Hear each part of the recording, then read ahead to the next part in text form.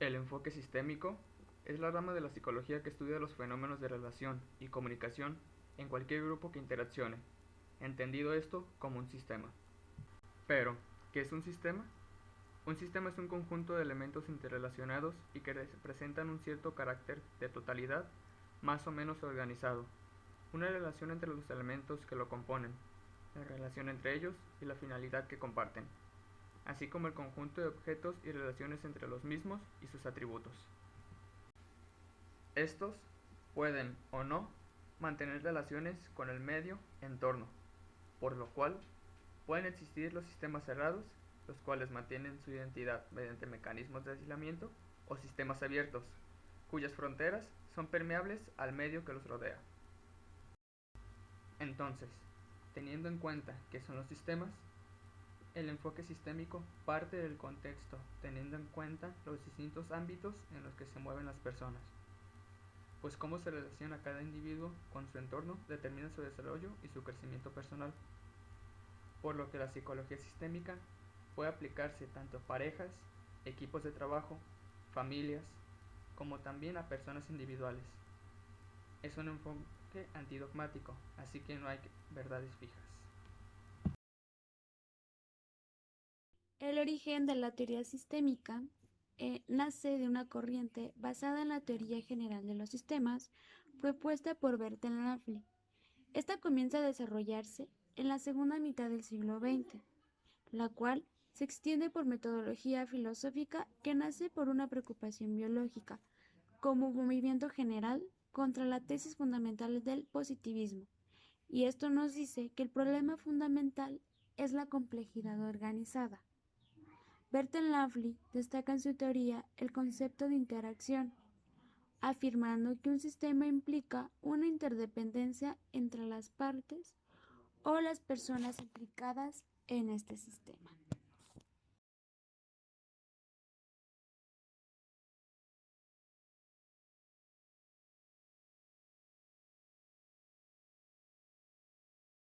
Un paradigma es un modelo donde nos situamos conceptualmente para mirar hacia la realidad y desde allí poder identificarla, describirla, analizarla y reflexionar sobre ella. La teoría sistémica nos hace mención de algunos paradigmas. Estos son el paradigma globalista, el cual nos hace referencia a que el todo es más que la suma de sus partes. Tiene la idea de totalidad, toma significados peculiares y distintos según el contexto del que se hable, donde entraría el organicismo, holismo, perspectivismo y gestaltismo.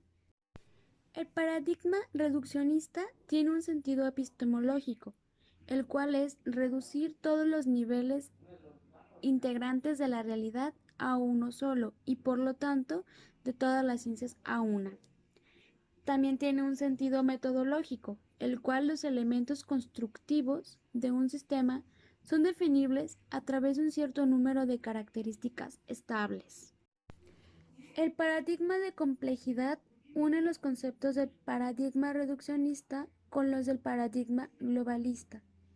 El reduccionista se enfoca en la interacción de las pequeñas partes que el globalista ve en conjunto.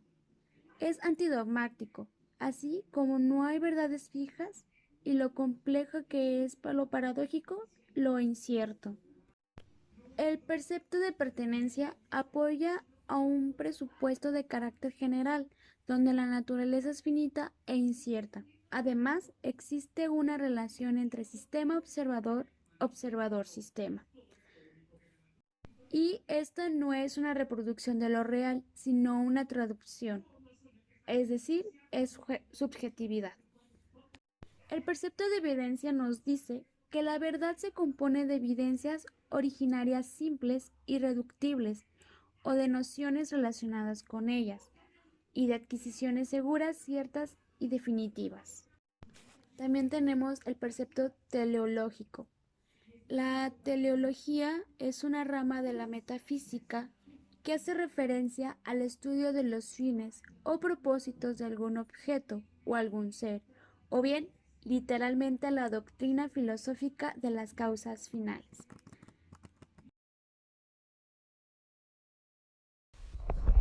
Algunas características de los sistemas son las siguientes. Negentropía, que es la capacidad para autorregularse y organizarse. Equifinidad, capacidad de un sistema abierto de arribar a un mismo estado final por distintas vías y partiendo de diferentes condiciones iniciales. Es decir, que las modificaciones que se proceden dentro de un sistema, al sucederse en el tiempo, son totalmente independientes de las condiciones iniciales. Retroacción. Cada acción y cada resultado del proceso incide en el conjunto del proceso integrándolo y modificándolo. Teleonomía. Se refiere a la calidad de aparente propósito y de orientación a objetivos de las estructuras y funciones de los organismos vivos, la cual deriva de su historia y de su adaptación evolutiva para el éxito reproductivo. Homeostasis. Los sistemas vivientes, en su condición de sistemas abiertos interactuantes, reciben tanto del exterior como del interior estímulos para la transformación y acentúan una estabilidad entre estos estímulos. Cambio. Desplazamiento de las relaciones en el interior del sistema, con variaciones que no se apartan del esquema de funcionamiento preconstituido. Los estímulos acentúan la transformación y la promueven. A grandes rasgos, podemos decir que el enfoque sistémico niega la validez de cualquier intento de explicación de un fenómeno aislado. Se enfoca al cambio de uno, aquel que garantiza la inmovilidad sustancial de las situaciones globales. Este intervendrá en el sistema, actuando tácticamente con el fin de reestructurar el sistema en sí. Favorecerá a la comunicación funcional, distinto a la intervención ocasional, que solo sirve para liberar una situación incómoda. No podemos olvidar que el enfoque sistémico se relaciona con la comunicación y su proceso, y la teoría del proceso de la comunicación, hecha por miembros del Mental Research Institute de Palo Alto, California, afirma que toda comunicación implica la utilización de clases y categorías.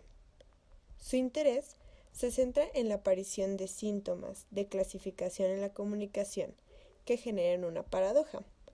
Se da énfasis en la manera en que se transmiten dos o más mensajes o metamensajes, que pueden ser verbales o no verbales, y a su relación recíproca, así como la clasificación de estos.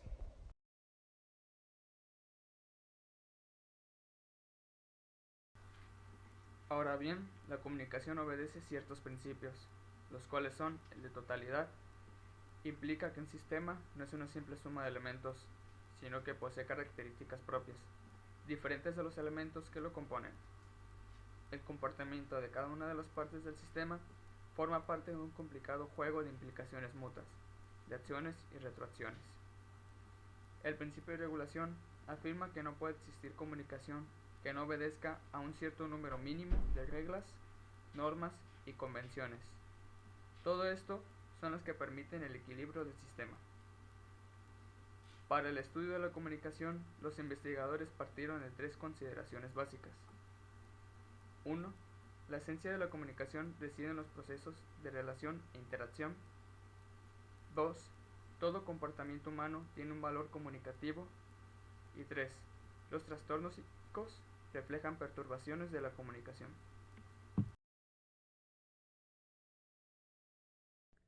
Ahora bien, los axiomas de la comunicación van a ser importantes en la teoría sistémica, ya que lo que se comunica en un sistema va a influir sobre todos los miembros de dicho sistema. Ahora pasamos a los 5 axiomas de la comunicación. El primero de ellos es la imposibilidad de no comunicar. Esto quiere decir que es imposible no comunicar, por lo que en un sistema el comportamiento de un miembro tiene un valor de mensaje para los demás, ya que interpretan toda conducta como mensaje comunicacional, que puede ser dotado de significado por quien se encuentra en el sistema. Asimismo, la comunicación no solo es verbal, sino también gestual. El segundo axioma es en los niveles de contenido y las relaciones de comunicación. Esto tiene un aspecto de contenido semántico, o sea, es el que clasifica, y un aspecto racional, que esto hace referencia a una metacomunicación. El contenido del mensaje transmitido es interpretado por el receptor de acuerdo a la relación que tenga con el emisor. El tercer axioma es la puntuación de la secuencia de hechos. Esto es, la comunicación se da en un flujo bidireccional, donde se interactúan en una secuencia definida por el emisor y el receptor. En ocasiones, la estructura se ve mediada por las respuestas de comportamiento de la otra persona. El cuarto axioma es la comunicación digital y analógica. Esto quiere decir que lo digital hace referencia a lo verbal y lo analógico hace referencia a todo lo que no es verbal. El aspecto digital del mensaje se codifica en función con lo analógico. Por esta razón es que se complementan. El quinto y último axioma es la interacción simétrica y complementaria. Esto quiere decir que la comunicación es simétrica cuando se mantienen las mismas condiciones en el emisor y el receptor. La comunicación complementaria está en relación con la autoridad o representa una jerarquía.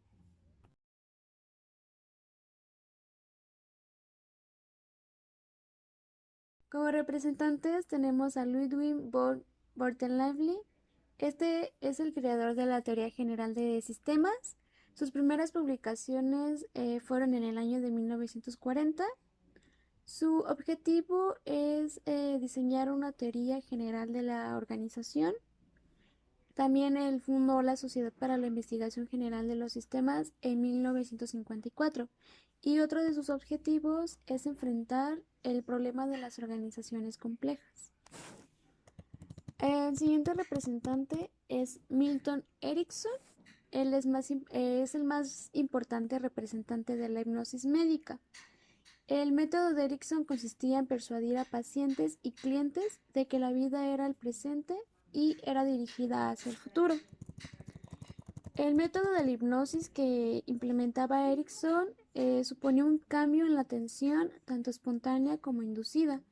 Es una de las técnicas más antiguas para cambiar procesos cognitivos, psicofisiológicos, perceptuales y conductuales. La hipnosis es un estilo de comunicación e intercambio entre dos personas que facilita y promueve el contacto con los recursos que el individuo posee. En el primero tenemos un trance hipnótico. Esto es el estado alterado de la conciencia, el contacto con el interior de la persona sin perder el estado de alerta. Tenemos también la hipnosis natural, que pues todas las personas están en contacto consigo mismas. Bien, el objetivo de la hipnosis es obtener información relevante respecto a lo que ocurre al paciente mediante un diálogo enfocado a las metas. La duración de esta terapia es muy breve, es alrededor de 20 sesiones. Esto podría ser semanal, quincenal o mensual. Y entonces, ¿cómo es la terapia desde el enfoque sistémico? Desde este enfoque se daría una terapia breve de aproximadamente 10 sesiones semanales, quincenales o mensuales. Este tipo de terapia abandona el punto de vista de la causalidad del problema. Se centra en el cambio de significado de los pacientes le atribuyen al aquí y ahora. En ella hay más interés en la versión del acontecimiento que por el acontecimiento en sí, por ayudar en que los pacientes modifiquen su percepción de la realidad de un modo diferente. En esta terapia no se enfoca en la verdad, sino en la experiencia de los pacientes y de sus percepciones de tal experiencia, cómo les afecta o no. Se asume la idea de que no hay una realidad única. El terapeuta no debe imponer lo que cree normal a sus pacientes. La terapia debe de ser ajustada para satisfacer las necesidades de cada paciente. Las personas con problemas tienen en su propia estructura psíquica y social la capacidad de solución. Este enfoque considera que toda conducta, sea cual fuera la relación con el pasado, está conservada de manera continua por los esfuerzos que tienen lugar en el sistema de interacción social del individuo que presenta tal conducta, y que el mantenimiento de un problema se debe a conductas actuales y que para eliminarse o transformarse se deben alterar los patrones de interacción familiar o del sistema o de los circuitos interactivos. El terapeuta debe dirigir las preguntas y proponer nuevas tareas, de manera que el paciente pueda aprender nuevos significados y comportamientos alternativos. La cooperación es inevitable. El papel del terapeuta. Desde este enfoque, la función del terapeuta es identificar y ampliar el cambio. Se centra en lo que los pacientes hacen y les da buenos resultados. Se interesa en lo que es posible y puede cambiarse y no en lo imposible. Asume una postura de detective curioso y no se preocupa por mantener el control, sino en las formas de colaborar con las personas.